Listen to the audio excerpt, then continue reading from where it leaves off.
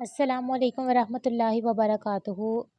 अल्लाहुम्मा सल्ली अला मुहम्मदिन व अला आले मुहम्मदिन व बारिक वसल्लिम। Welcome to my YouTube channel miss Pharmacist. तो आज हम डिस्कस करेंगे डिस्ट्रीब्यूशन के बारे में। So let us we talk about what is distribution and drug distribution. Drug distribution is a process by which a drug reversibly leaves the bloodstream and enters the extracellular fluid and the tissues। क्या मतलब हुआ कि drug distribution एक ऐसा process है जिसके ज़रिए से जो आपकी ड्रग है वो ब्लड स्ट्रीम को लीव करेगी, उसके बाद वो एक्स्ट्रा सेलुलर फ्लूइड और टिश्यू में एंटर हो जाएगी, यानी डिस्ट्रीब्यूट आउट हो जाएगी बॉडी में। और डिस्ट्रीब्यूशन हमारी बहुत सारे फैक्टर्स पे डिपेंड करती है। तो आइए हम देखते हैं कौन कौन से फैक्टर्स हैं जिन पे ड्रग की डिस्ट्रीब्यूशन डिपेंड करती है। तो जो सबसे पहला हमारा फैक्टर है वो है ब्लड फ्लो।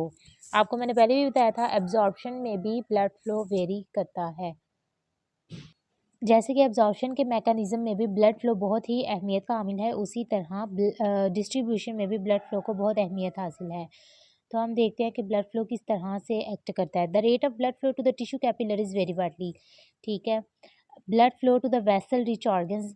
जो वेसल रिच ऑर्गन है लाइक ब्रेन हो गया, लिवर हो गया, किडनी हो गया, यहाँ पर हमारा ब्लड फ्लो है वो ज़्यादा होगा दैन द स्केलेटल मसल्स। और बिल्कुल इसी तरह जो एडिपोज टिश्यू है लाइक स्किन हो गई, विजरा हो गए, यहाँ पर हमारा जो ब्लड रेट होगा ना वो लो होगा, ब्लड फ्लो का जो रेट होगा वो लो होगा। तो अब हम एक ड्रग देख लेते हैं, प्रोपोफोल है, उसका आईवी बोलस इंजेक्शन हमने दिया है। बोलस मैंने आपको बताया था पेरेंटल रूट ऑफ एडमिनिस्ट्रेशन में किसे कहते हैं।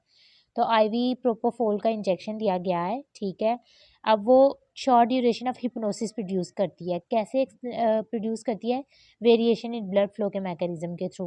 तो अब देखते हैं, high blood flow together with high lipophilicity of propofol permit the rapid distribution into the CNS and produce anaesthesia. अब आपको पता है यहाँ पर हमने पढ़ा कि vessel rich organ like brain, brain किससे बिलोंग करता है? सीएनएस से। अब सीएनएस में ब्लड फ्लो हमारा ज़्यादा है और प्रोपोफोल क्योंकि हाईली लिपोफिलिक है इसलिए वो क्रॉस भी करेगी ब्लड ब्रेन बैरियर को, वहाँ पर जाएगी और वहाँ पर क्या करेगी? अपना इफेक्ट प्रोड्यूस करेगी, एनेस्थीसिया प्रोड्यूस करेगी। अब हमने पढ़ा था कि जो स्केलेटल मसल्स हैं वहाँ पे हमारा ब्लड फ्लो कम है। तो अब स्केलेटल मसल में अगर बात की जाए और एडिपोज टिश्यू की, अब सीएनएस में उसने एक्ट किया, वहाँ पर उसने एनेस्थीसिया प्रोड्यूस कर दिया। अब जैसे जैसे बॉडी हमारे पास स्केलेटल मसल में या एडिपोज टिश्यू में आएगी और उसकी प्लाज्मा कंसंट्रेशन कम होती जाएगी सीएनएस में, तो वो जो एनेस्थीसिया है वो हमारा रीगेन हो जाएगा, मतलब कि कॉन्शियसनेस हमारी रीगेन हो जाएगी, एनेस्थीसिया कम हो जाएगा आहिस्ता आहिस्ता। पहले सीएनएस में ड्रग थी प्रोपोफोल, वहाँ उसने एनेस्थीसिया प्रोड्यूस किया, लेकिन जब उसकी डिस्ट्रीब्यूशन हुई स्केलेटल मसल में और एडिपोज टिश्यू में, तो उसकी सीएनएस में कंसंट्रेशन कम हुई और हमारी कॉन्शियसनेस जो है वो रीगेन हो गई, मतलब हम दोबारा से होश में आ गए। अब जो नेक्स्ट फैक्टर है जो हमारी डिस्ट्रीब्यूशन को अफेक्ट करता है या डिस्ट्रीब्यूशन जिस पे डिपेंड करती है वो है कैपिलरी की परमेबिलिटी। कैपिलरी की परमेबिलिटी हम किस तरह देख सके हैं? कैपिलरी के स्ट्रक्चर को देख के और उसकी केमिकल नेचर ऑफ ड्रग को देखकर हम पता लगा सकते हैं कि हमारी कैपिलरी की परमेबिलिटी कितनी है। तो कैपिलरी का स्ट्रक्चर भी हर जगह तो सेम नहीं होगा, वो वेरी करेगा। या तो उसकी बेसमेंट मेम्ब्रेन की स्ट्रक्चर में वेरिएशन आ रही होगी या वो स्लिट जंक्शन से एक्सपोज हुई होगी। तो जैसे कि हमारे पास इन्होंने एग्जांपल दी हुई है, लिवर में और स्प्लीन में जो सिग्निफिकेंट प्रोपोर्शन है ना बेसमेंट मेम्ब्रेन का, कैपिलरी का जो बेसमेंट मेम्ब्रेन है उसका जो एक खास पोर्शन है वो एक्सपोज हुआ होता है लार्ज डिसकंटिन्यूअस कैपिलरी से। उसके एक्सपोज़ होने से क्या फ़ायदा होता है कि जो हमारी लार्ज प्लाज़्मा प्रोटीन्स हैं ना वो ईज़िली पास आउट कर सकती हैं। लेकिन अगर यही आप बात ब्रेन में करें तो कैपिलरी का स्ट्रक्चर कॉन्टिन्यूअस होता है, वहाँ पे कोई भी स्लिट जंक्शन नहीं है। तो ब्रेन में एंटर करने के लिए ड्रग को एंडोथेलियल सेल से पास करना पड़ेगा और किस मैकेनिज़्म के थ्रू? एक्टिव ट्रांसपोर्ट के मैकेनिज़्म के थ्रू, या फिर वो एंडोथेलियल सेल से पास करेगी, फिर वो सीएनएस में या ब्रेन में जाके रीच करेगी। अब एक स्पेसिफिक ट्रांसपोर्टर है लीवोडोपा। लीवोडोपा को एक स्पेसिफिक ट्रांसपोर्टर कैरी करता है ब्रेन के अंदर। अब जो लिपिड सॉल्युबल ड्रग्स होंगी वो तो पेनिट्रेट कर देंगी सीएनएस को रैपिडली, क्योंकि वहाँ पे लिपिड की कॉम्पोजिशन है, ग्लायल सेल्स हैं और भी बहुत सारे सेल्स हैं जिनकी कॉम्पोजिशन लिपिड है, वो तो पेनिट्रेट कर जाएंगे।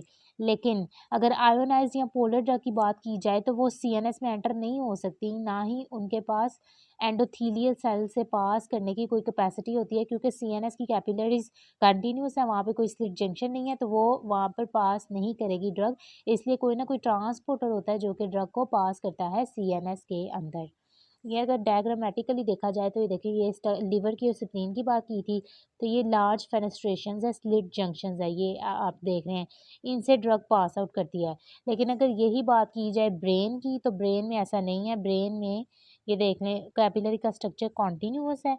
यहाँ पर क्या होगा कि कोई ना कोई एंडोथेलियल सेल्स हो गए, यहाँ फिर कोई ट्रांसपोर्टर होगा जो कि ड्रग को अंदर ट्रांसपोर्ट करेगा सीएनएस के अंदर। ये देखें ना, ये टाइट जंक्शन है, यहाँ से तो ड्रग का मॉलिक्यूल पास ही नहीं कर पाएगा। अब उन्होंने फैक्टर जो बताया डिस्ट्रीब्यूशन का इफेक्ट करता है, वो है binding of drug to the plasma protein. कुछ ड्रग ऐसी हैं जो अपनी नॉन डिफ्यूजिबल फॉर्म में प्लाज्मा प्रोटीन के साथ बाइंड करती हैं और फिर उनका स्लो ट्रांसफ़र होता है उस वैस्कुलर कंपार्टमेंट से। इसकी एग्जांपल देखी जाए तो एल्ब्यूमिन इस तरह की ड्रग बाइंडिंग प्रोटीन है जो कि ड्रग रेजरवायर के तौर पे एक्ट करेगी। ऑलमोस्ट 70% जो एल्ब्यूमिन है ना, वो बाइंड करती है ड्रग के साथ। जैसे-जैसे हमारी फ्री ड्रग कंसंट्रेशन जो एलिमिनेशन की वजह से डिक्रीज़ होएगी, तो जो बाउंड ड्रग थी ना, जो एल्ब्यूमिन के साथ ही, वो डाइसोसिएट करेगी और बॉडी में डिस्ट्रीब्यूट आउट हो जाएगी। इसका फ़ायदा ये होगा कि जो हमारी constant fraction of total drug है ना, वो प्लाज्मा में मेंटेन हो जाएगी। अब अगर बात की जाए बाइंडिंग टू टिश्यू प्रोटीन्स, तो इसमें हमारे पास ये लिखा हुआ है कि many drug accumulate in tissues leading to high concentration in tissues then in the interstitial fluid and the blood. हमारी कुछ ड्रग्स ऐसी हैं जो कि ना टिश्यूज में एक्यूमुलेट हो जाती हैं हाई कंसंट्रेशन में, ठीक है। अब वो क्यों एक्यूमुलेट हो रही हैं? क्योंकि वो बाइंड कर रही हैं लिपिड से, प्रोटीन से, या फिर न्यूक्लिक एसिड से बाइंड कर रही हैं, या फिर ड्रग एक्टिव ट्रांसपोर्ट का प्रोसेस भी कर रही हैं टिश्यूज़ के अंदर। तो टिश्यू रेजरवायर जो है ना, वो मेजर सोर्स ऑफ ड्रग है और prolonged its action or cause local drug toxicity. अब क्या बात उन्होंने की, उन्होंने ये बात की कि कुछ ड्रग्स ऐसी होती हैं जो हमारी टिश्यू से बाइंड करती हैं। टिश्यू से क्यों बाइंड करती हैं? क्योंकि वहाँ पे लिपिड होते हैं, प्रोटीन्स होती हैं, न्यूक्लिक एसिड्स होते हैं, और जो टिश्यू का सोर्स है वो हमारा मेजर ड्रग सोर्स है। इसकी वजह से हमारा लोकल इफ़ेक्ट भी बहुत अच्छा आएगा, लेकिन लोकल इफ़ेक्ट अच्छा आने के साथ-साथ हमारा टॉक्सिसिटी भी हो सकती है। क्यों? क्योंकि ज़्यादातर ड्रग तो टिश्यूज़ में बाइंड कर गई, तो वहाँ पर वो अपना इफ़ेक्ट शो करेगी और वहाँ पर क्या करेगी? टॉक्सिसिटी कॉज़ करेगी। अब इन्होंने लिखा हुआ है एरिकोलिन, इसका मेटाबोलाइट है cyclophosphamide, can cause haemorrhagic cystitis because it accumulates in the bladder.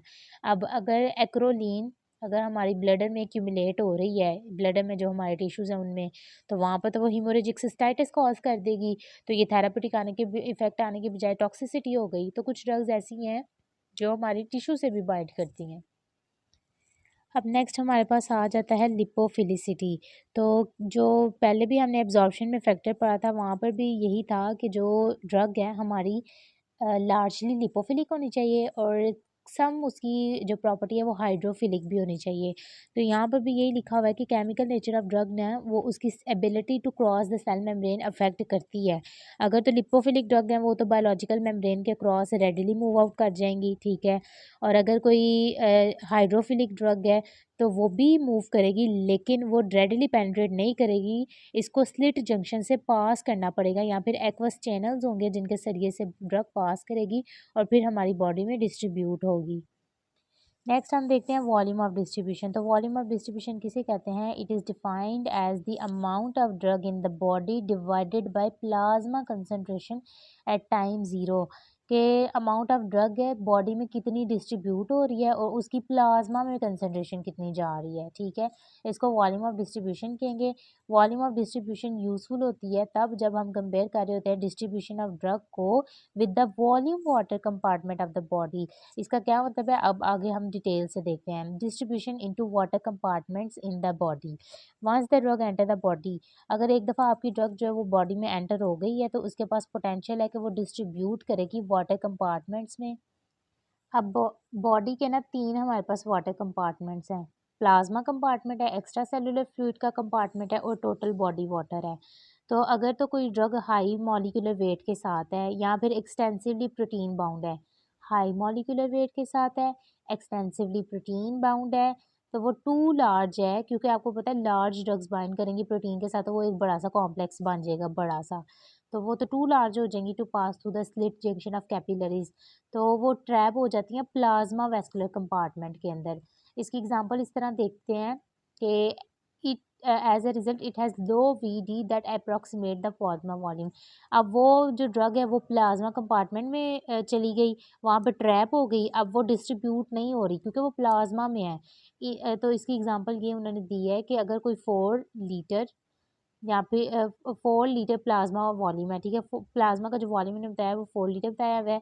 70 kg individual के अंदर अगर वो ड्रग हम प्लाज्मा कंपार्टमेंट में ट्रैप हो गई है तो वो उसकी जो डिस्ट्रीब्यूशन है कम हो जाएगी, वो सिर्फ प्लाज्मा की हद तक होकर रह जाएगी।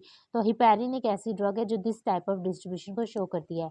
अगर एक्स्ट्रासेलुलर फ्लूइड की बात की जाए तो ये इसमें वो ड्रग्स ट्रैप होंगी या इसमें वो ड्रग्स आएंगी जिनका मॉलिक्यूलर वेट लो है लेकिन वो हाइड्रोफिलिक है। हाइड्रोफिलिक मीन वाटर लविंग है, तो ये पास कर सकेंगी कैपिलरीज की स्लिट जंक्शन से और इंटरस्टिशियल फ्लूइड के अंदर आ जाएंगी, ठीक है। तो जो हाइड्रोफिलिक ड्रग्स होंगी वो तो लिपिड मेम्ब्रेन के क्रॉस मूव नहीं कर सकेंगी, लेकिन जो लिपोफिलिक ड्रग होंगी वो रेडिली मूव कर जाएंगी। तो these drug distribute in the volume that is the sum of the plasma volume. जो एक्स्ट्रा सेलुलर फ्लूइड में हमारी ड्रग आ रही है ना वो क्या होगी, वो सम होगी प्लाज्मा वॉल्यूम के अंदर जितनी ड्रग डिस्ट्रीब्यूट हुई है और इंटरस्टिशियल फ्लूइड के अंदर जितनी हुई है। इन दोनों को मिला के हमारा एक्स्ट्रा सेलुलर फ्लूइड का वॉल्यूम बनेगा ड्रग का, और वो कितना है about 20% in a 70 kg individual. 20% कह लें या 14 लीटर कह लें। तो अमाइनो ग्लाइकोसाइड्स एंटीबायोटिक्स इस टाइप का बिहेवियर शो करती हैं। अब कुछ ड्रग्स ऐसी हैं जिनका मॉलिक्यूलर वेट तो लो है लेकिन उनकी लिपोफिलिसिटी भी है। तो ऐसी ड्रग्स क्या करेंगी, ये इंटरस्टिशियम में मूव करेंगी स्लिट जंक्शन के ज़रिए से और डिस्ट्रीब्यूट हो जाएंगी। अब जो ये ड्रग डिस्ट्रीब्यूट हो रही हैं इनका वॉल्यूम क्या होगा, प्लाज्मा कंपार्टमेंट में जो डिस्ट्रीब्यूट हो रही थी उनका वॉल्यूम था 4 लीटर, जो एक्स्ट्रा सेलुलर फ्लूइड में हो रही थी उनका था 14 लीटर, और अब जो टोटल बॉडी वाटर में डिस्ट्रीब्यूट हो रही है वो है 42 litre in A 70 kg individual. तो एथेनॉल जो है ना इस टाइप का बिहेवियर शो करता है। अब डिटर्मिनेशन ऑफ वीडी हम किस तरह करते हैं, ये इस ग्राफ के ज़रिए से हम समझते हैं। उन्होंने क्या बताया है, उन्होंने बताया है कि जो हमारा वीडी है ना वो dose of drug over C naught होती है। तो यहाँ से देखें the log of plasma drug concentration versus time is plotted. The concentration of the drug in the plasma can be extrapolated back to time zero. देखेंगे as you can see extrapolated back to time zero इसको किया गया है Y axis के ऊपर। Y axis के ऊपर हमने प्लाज्मा कंसनट्रेशन ले ली, एक्स एक्सिस के ऊपर टाइम ले लिया, और फिर प्लाज्मा कंसनट्रेशन ड्रग की देखी तो हमने इसको एक्स्ट्रापोलेट किया बैक टू टाइम ज़ीरो। इससे क्या हुआ, इससे हमें पता चल गया कि डिस्ट्रीब्यूशन फेज़ कितना था और कितनी जल्दी से वो अचीव्ड हुआ। तो ये आप देख रहे हैं टाइम हाफ लाइफ ड्रग की कितनी डिस्ट्रीब्यूशन थी प्लाज्मा कंपार्टमेंट में, हमने ये देखी। फिर हम देखते हैं, इन्होंने एग्जांपल दिया है, if a 10 milligram of drug is injected into the patient and the plasma concentration is extrapolated back to time zero. अब C naught is equal to 1 milligram over litre होगा क्योंकि वीडी का फॉर्मूला ये था। Dose उन्होंने हमें पहले ही बता दी थी 10 मिलीग्राम है, ठीक है। तो VD is equal to 10 milligram divided by 1 milligram per litre is equal to 10 litre. तो जो वॉल्यूम ऑफ डिस्ट्रीब्यूशन था उसका 10 लीटर था। अब वीडी का और हाफ लाइफ का आपस में क्या रिलेशन है हम देख लेते हैं पहले कि हाफ लाइफ कहते किसे हैं। तो हाफ लाइफ किसे कहते हैं, half life is the length of the time needed to decrease the drug plasma concentration by 1/2। कि ये वो टाइम है जिसके जरिए से ड्रग प्लाज्मा कंसंट्रेशन को कम किया जाता है 1/2। अब हाफ लाइफ क्या करती है, फ्रीक्वेंसी को डिटरमाइन करती है कि कितने number of times drug distribute हो रही है। अगर हाफ लाइफ ज़्यादा होगी तो टाइम टू एक्सक्रीट ज़्यादा होगा, और उसी तरह हमारा जो वॉल्यूम ऑफ डिस्ट्रीब्यूशन है वो भी ज़्यादा। देखें वॉल्यूम ऑफ डिस्ट्रीब्यूशन ज़्यादा है तो हाफ लाइफ ज़्यादा, हाफ लाइफ ज़्यादा हो रही है तो एक्सक्रीशन कायम और मेटाबॉलिज्म भी कम हो रहा है। तो लॉन्गर, और जो उसका ड्यूरेशन ऑफ एक्शन है वो भी लॉन्गर हो रहा है। तो ये था हाफ लाइफ का वॉल्यूम ऑफ डिस्ट्रीब्यूशन के साथ रिलेशन। कहते हैं मेटाबॉलिज्म की, ड्रग की मेटाबॉलिज्म किस तरह होता है, तो मेटाबॉलिज्म को हम अदर वर्ड्स में बायो ट्रांसफॉर्मेशन भी कहते हैं। और पंजाब यूनिवर्सिटी के पेपर में 20 मार्क्स का ये क्वेश्चन आता भी है कि define bio transformation, it's phases and process. तो biotransformation, also known as metabolism, it is the process by which a substance is chemically transformed within the living organism, often by enzymes। इसका मतलब ये है कि एक सब्सटेंस है living organism के अंदर, एंजाइमेटिक रिएक्शन हुआ और वो किसी और फॉर्म में कन्वर्ट हो गया एंड देन बॉडी से एक्सक्रीट आउट होगा। तो जैसे ही ड्रग बॉडी में एंटर होती है एलिमिनेशन का प्रोसेस स्टार्ट हो जाता है। अब एलिमिनेशन इरिवर्सिबल होती है क्योंकि ये बॉडी से एलिमिनेट आउट हो गया। ये प्रोसेस इरिवर्सिबल था। तो मेटाबॉलिज्म में हमारे पास जो प्रोडक्ट्स मिलते हैं वो इंक्रीज्ड पोलैरिटी के होते हैं, जिसकी मदद से ड्रग हमारी एलिमिनेट आउट होती है। फिर हम देखते हैं क्लीयरेंस किसे कहते हैं। Clearance estimate the volume of the blood from which the drug is cleared per unit time. वही बात कि वो वॉल्यूम ऑफ ब्लड है जितने टाइम में बॉडी से ड्रग एलिमिनेट आउट हो रही है। इसका फॉर्मूला आपने याद कर लेना है।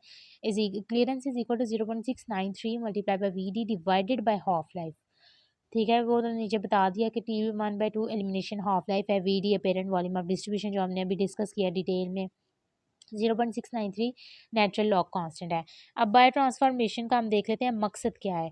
Its purpose is to facilitate the excretion of endogenous, जो कि प्रोडक्ट प्रोड्यूस हो रहे हैं इन द बॉडी, और एक्सोजिनस वो प्रोडक्ट्स हैं जो आउटसाइड द बॉडी आ रहे हैं, यानी हम इनटेक कर रहे हैं, उनके एलिमिनेशन को फैसिलिटेट करना है। इसमें हमारे पास एग्जांपल आ जाती है, एंजाइम्स कन्वर्ट करते हैं ड्रग्स को मेटाबोलाइट्स में। फिर वो मेटाबोलाइट्स या तो एक्टिव होते हैं या फिर इनएक्टिव होते हैं, वो एलिमिनेट हो जाते हैं बॉडी से। अब देख लेते हैं बायो ट्रांसफॉर्मेशन में हमारे पास किस तरह की काइनेटिक्स आती है। काइनेटिक्स में बात की जाए तो दो टाइप्स ऑफ रिएक्शन है, first order kinetics and zero order kinetics. First order kinetics में क्या होता है कि ये जो हमारा रेट ऑफ ड्रग मेटाबॉलिज्म है और जो एलिमिनेशन है वो डायरेक्टली प्रोपोर्शनल होगा फ्री ड्रग कंसनट्रेशन से। यानी जितने टाइम में बॉडी से ड्रग एलिमिनेट हो रही है, जितना उसका मेटाबॉलिज्म हो रहा है, वो कंसनट्रेशन ऑफ फ्री ड्रग से मतलब डायरेक्टली प्रोपोर्शन हो जाएगा। इसका मतलब ये है कि कांस्टेंट फ्रैक्शन ऑफ ड्रग जो है ना मेटाबोलाइज्ड हो रही है, और इसका फार्मूला अगर देखा जाए तो वो होगा V is equal to rate of drug metabolism is equal to V max C over KM plus C। अब जो क्लिनिकल सिचुएशंस में बात की जाए तो जो कंसनट्रेशन ऑफ ड्रग है ना C यहाँ पर लेस होगी माइकलिस मेंटन कांस्टेंट से, और इक्वेशन हमारी ये बन जाएगी। फिर बात की जाए ज़ीरो ऑर्डर काइनेटिक्स की, तो उसमें क्या होता है कि जो हमारा कांस्टेंट अमाउंट ऑफ ड्रग है ना वो ही सिर्फ मेटाबोलाइज्ड हो रही है एक टाइम के अंदर, और रेट ऑफ एलिमिनेशन जो है ना वो कांस्टेंट है और does not depend upon drug concentration. अब एलिमिनेशन के रेट का ड्रग की कंसंट्रेशन पे कोई भी इफेक्ट नहीं है या उस पर डिपेंडेंस नहीं है। तो यहाँ पर हमारे पास एग्जांपल आ जाती है एस्पाइरिन की और फिनेंटोइन की। तो इसकी बात की जाए फार्मूले की, तो V is equal to rate of drug metabolism is equal to V max C by C, V is equal to V max. क्योंकि constant fraction of drug metabolised हो रही थी, इसलिए ये अमाउंट कैंसिल आउट हो गई और हमारे पास जो ड्रग की मेटाबॉलिज्म आई वो कांस्टेंट थी, और वो थी V मैक्स, जो कि था ड्रग का मैक्सिमम कैपेसिटी। अब अगर ड्रग की जो मेटाबॉलिज्म हो रही है उसके रिएक्शंस की बात की जाए तो हम देख सकते हैं वहाँ पे हमारे पास टू टाइप्स ऑफ रिएक्शन आते हैं, phase one reaction and phase two reaction. ये पेपर में क्वेश्चन भी आता है कि right a detail note on the phase one and the phase two reactions. तो फेज़ वन रिएक्शन में क्या होता है कि ये लिपोफिलिक ड्रग जो होती हैं लिपिड लविंग, उनको मोर पोलर मॉलिक्यूल में कन्वर्ट करेंगे। कैसे करेंगे? या फिर उनमें कोई ग्रुप इंट्रोड्यूस करा देंगे या फिर पोलर फंक्शन ग्रुप को अनमास्क करेंगे, यानी उसको एक्सपोज करेंगे। पोलर फंक्शन ग्रुप में हमारे पास अमोनिया आ सकता है, अमाइनो ग्रुप आ सकता है, और हाइड्रोक्सिल ग्रुप आ सकता है। इसमें हमारे पास जो रिएक्शन इन्वॉल्व होते हैं वो ORS जैसे होता है ना, जैसे ORS ओरल डिहाइड्रेशन सॉल्यूशन है, मैंने उससे इसको याद रखा था ORH, ऑक्सीडेशन रिडक्शन हाइड्रोलिसिस। ये तीन रिएक्शंस आएंगे, और फेज़ वन रिएक्शन में हमारे पास जो मेजर सिस्टम इन्वॉल्व है वो CYP450 सिस्टम है। इसका अगर आप डायग्रामेटिकली देखें तो CYP3A4 है। यहाँ पर जो CYP होगा वो हमारी सुपर फैमिली को इंडिकेट करेगा, जो 3 होगा वो हमारी फैमिली होगी, और जो A होगा वो हमारी सब फैमिली होगी, और जो एंड पे लास्ट लेटर होगा वो आइसोजाइम होगा, कोई भी आइसोजाइम्स होंगे। तो इस पैराग्राफ में उन्होंने यही एक्सप्लेन किया हुआ है नोमेनक्लेचर के पैराग्राफ में। और जो P450 सिस्टम है वो हमारा इंपॉर्टेंट है metabolism for many endogenous compounds के लिए, लाइक स्टीरॉइड्स हो गए, लिपिड्स हो गए, ये एंडोजिनस कंपाउंड है, इनके मेटाबॉलिज्म के लिए P450 सिस्टम बहुत इंपॉर्टेंट है। और कुछ कंपाउंड है जो एक्सोजिनस है, ड्रग्स होगी, कार्सिनोजेंस, एनवायरमेंटल प्लूटेंट, उसकी मेटाबॉलिज्म के लिए भी ये सिस्टम बहुत ही इंपॉर्टेंट है। अब इस सिस्टम की कुछ स्पेसिफिसिटी भी है, क्योंकि डिफरेंट जीन्स होती हैं जो कि मल्टीपल एंजाइम को इनकोड करती हैं, तो उसके लिए भी डिफरेंट एंजाइम्स होंगे या उनकी आइसोफॉर्म्स होंगी। तो जो कुछ आइसोफॉर्म्स हैं हम देख लेते हैं, 4 आइसोजाइम्स एग्जिस्ट करते हैं, CYP3A4/5, CYP2D6, CYP2C8/9, CYP1A2. These are responsible for the vast majority of reaction catalyzed by P450 system. अब अगर जेनेटिक वेरिएबिलिटी की बात की जाए तो P450 एंजाइम ना कुछ जेनेटिक वेरिएबिलिटी भी शो करते हैं कुछ डिफरेंट ग्रुप्स के अंदर। जो हमारे पास CYP2D6 है वो जेनेटिक पॉलीमॉर्फिज्म एग्जिस्ट करेगा, और CYP2D6 की जो म्यूटेशन है ना उससे इस एंजाइम की कैपेसिटी कम हो गई है कि वो मेटाबोलाइज़ नहीं कर पाता सबस्ट्रेट्स को उस तरह, उसकी कैपेसिटी कम हो गई है क्योंकि जेनेटिक म्यूटेशन आ गई है। फॉर एग्ज़ाम्पल कि कुछ इंडिविजुअल हैं उनको ओपियोइड एनाल्जेसिक जैसे कोडीन है, उससे कोई भी फ़ायदा नहीं मिलता क्योंकि उनके पास वो एंजाइम ही नहीं होता CYP2D6 जिसने उस ड्रग को एक्टिवेट करना है। क्यों? क्योंकि जेनेटिक म्यूटेशन हुई, उनका एंजाइम नहीं हुआ, तो फिर ओपियोइड एनाल्जेसिक जो है वो कोडीन, उससे उनको कोई भी बेनिफिट नहीं मिलेगा। नेक्स्ट हमारे पास आ जाते हैं CYP inducers and CYP inhibitors. तो अगर तो एक ड्रग मेटाबॉलिज्म इंक्रीज़ कर रही है दूसरी ड्रग का, तो इसको हम इंड्यूसर कहेंगे, और इससे क्या होता है कि ड्रग की एक्टिविटी डिक्रीज़ हो जाती है अगर तो मेटाबोलाइट इनएक्टिव है, और अगर ड्रग का मेटाबोलाइट एक्टिव है तो ड्रग की एक्टिविटी इंक्रीज़ कर जाएगी। CYP450 डिपेंडेंट जो एंजाइम्स होते हैं वो इम्पोर्टेंट टारगेट हैं फार्माकोकाइनेटिक ड्रग इंटरैक्शंस के लिए। अगर एग्जांपल देखी जाए फ़ीनोबार्बिटोल, रिफैम्पिन की या कार्बामेज़ेपिन की, तो ये कैपेबल ऑफ इंड्यूसिंग CYP आइसोज़ाइम। ये इंड्यूस करते हैं CYP आइसोज़ाइम्स को। इससे क्या होता है कि bio transformation of drug increase होती है, प्लाज़्मा में कंसंट्रेशन इसकी कम हो जाती है, और हमारे पास जो है इफ़ेक्ट्स आ जाते हैं। तो हम देखते हैं इससे हमारे पास क्या इफ़ेक्ट आता है, इससे ये होता है कि loss of pharmacological effect, effect हमारा लॉस हो जाएगा क्योंकि कंसंट्रेशन ही कम हो गई है और बॉडी से एलिमिनेट आउट हो गई है।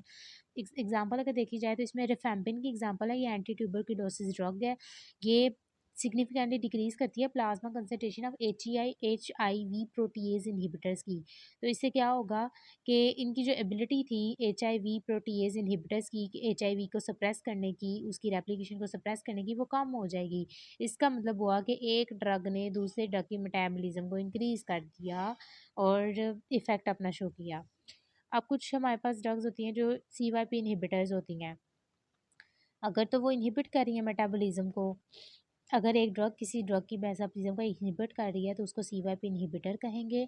या इस तरह हमारे पास P450 इन्हिबिटर्स जो है ना वो ड्रग के इंटरेक्शन कॉज करते हैं। फॉर एग्जांपल अगर ग्रेप जूस है या ग्रेप फ्रूट है उसका जूस है, वो इन्हिबिट कर देता है CYP3A4 को। इससे क्या होता है कि ड्रग का लेवल जो होगा इंक्रीज़ कर जाएगा। और जो जो इस एंजाइम से मेटाबोलाइज होनी थी ना ड्रग, वो ड्रग अब मेटाबोलाइज नहीं हुई, उसका लेवल इंक्रीज़ कर गया और हायर थेराप्यूटिक इफ़ेक्ट शो किया या फिर टॉक्सिक इफ़ेक्ट शो किया।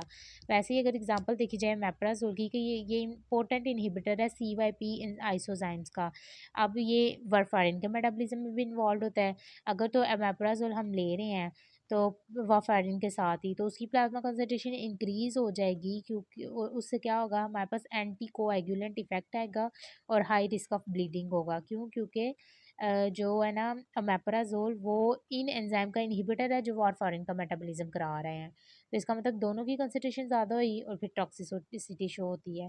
फिर हमारे पास फ़ेज़ 2 रिएक्शंस आ जाते हैं। कुछ रिएक्शंस ऐसे होते हैं कि जो फ़ेज़ 1 में P450 आइसोजाइम सिस्टम को इन्वॉल्व नहीं करते। इसमें amine oxidation, alcohol dehydrogenation, hydrolysis की बात की जाए तो हमारे पास कॉन्जुगेशन रिएक्शंस आते हैं।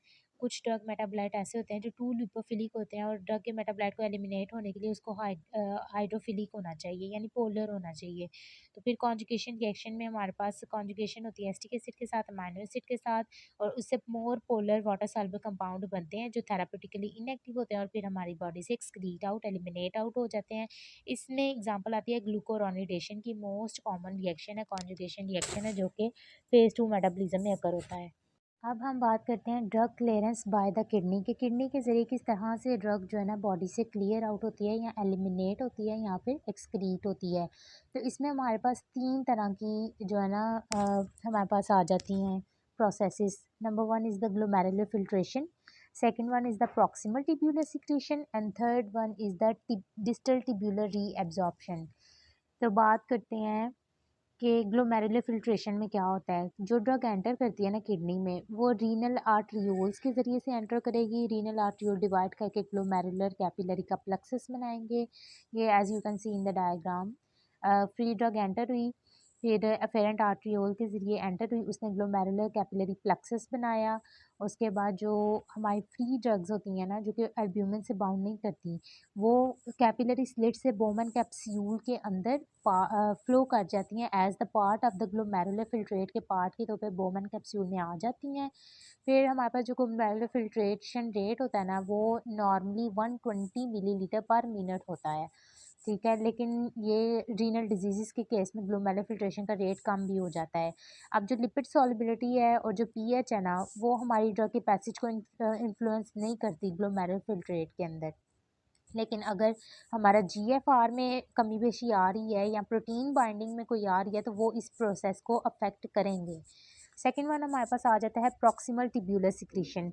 इसमें हमारे पास क्या होता है कि जो ड्रग है that were not transformed into glomerular filtrate, कुछ ड्रग थी वो ग्लोमेरुलर फिल्ट्रेट में ट्रांसफॉर्म हो गई।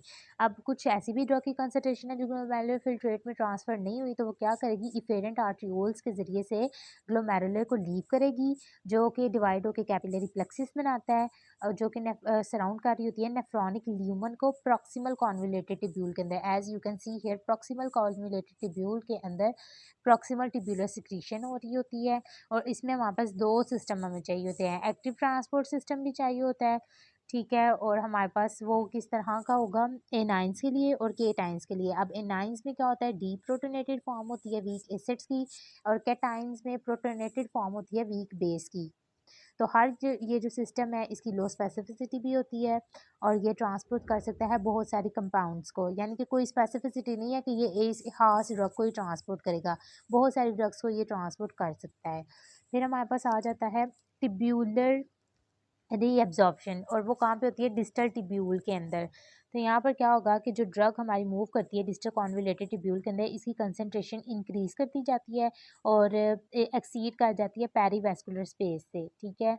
अब जो ड्रग है, अगर तो वो अनचार्ज्ड है, वो नेफ्रॉनिक ल्यूमन से डिफ्यूज़ आउट करके सिस्टेमिक सर्कुलेशन में चली जाएगी। मैंने आपको पहले लेक्चर में ये बात बताई थी कि ड्रग हमेशा अनआयोनाइज्ड या फिर अनचार्ज्ड फॉर्म में एब्जॉर्ब होती है। तो जो अनएब्जॉर्ब या अनचार्ज ड्रग होगी, वो तो सिस्टेमिक सर्कुलेशन में वापस चले जाएगी, लेकिन जो चार्ज ड्रग होएगी वो बॉडी से एक्सक्रीट आउट हो जाएगी।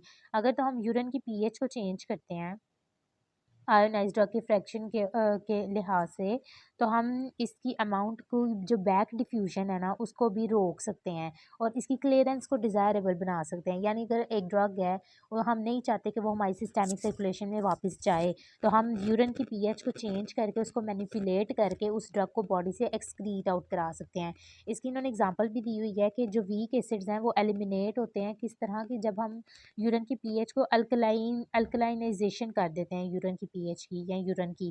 तो अगर वीक बेसिस को एक्सक्रीट आउट कराना है, तो उसमें हमने यूरिन को एसिडिफिकेशन पीएच देनी है, यानी उसको एसिडिफाई करना है, और इस प्रोसेस को हम आयन ट्रैपिंग भी कहते हैं। इसके ज़रिए से क्या होता है कि एग्जांपल की बात करें तो उन्होंने फिनोबार्बिटोल की एग्जांपल दी है, जो कि एक वीक एसिड है, उसकी ओवरडोज हो गई है अगर बॉडी में, वो यानी कि बैक डिफ्यूजन हो रही है, सिस्टेमिक सर्कुलेशन में वो अब्जॉर्ब होती जा रही है, तो फिर हम यूरिन की पीएच को कैसे चेंज करेंगे, अल्कलाइनेशन करके बाइकार्बोनाइट आयन दे देंगे, जिसकी मदद से ड्रग जो है हमारी आयोनाइज्ड फॉर्म में कन्वर्ट हो जाएगी और इसकी रीअब्जॉर्प्शन कम होगी और ये बॉडी से एक्सक्रीट आउट हो जाएगी।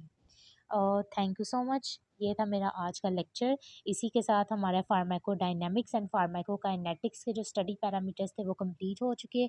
I hope that you like my lecture. अगर किसी चीज़ की आपको समझ नहीं आई तो आप कमेंट सेक्शन में कमेंट करके मुझसे पूछ सकते हैं। इंशाल्लाह I will guide you. Thank you so much and subscribe to my YouTube channel miss pharmacist.